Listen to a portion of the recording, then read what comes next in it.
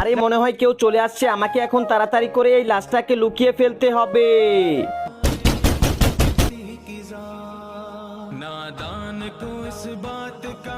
আরে মানুষ কিলার, তুমি এখানে কি করতেছো? আর আমার বাবা কোথায়? আরে আমি তো এখানে একটা কাজে এসেছিলাম। এই মানুষ কিলার, আমি গতকাল থেকে আমার বাবাকে খুঁজে পাচ্ছি না, তুমি আমার বাবাকে খুঁজে এনে দাও। এই তুমি আমার বাবাকে মেরে ফেলেনি তো? আরে না না, আমি মারিনি। এই আমি তো ওয়াশরুমে গিয়েছিলাম একটু। আরে তাহলে আমার বাবা কোথায় গেল?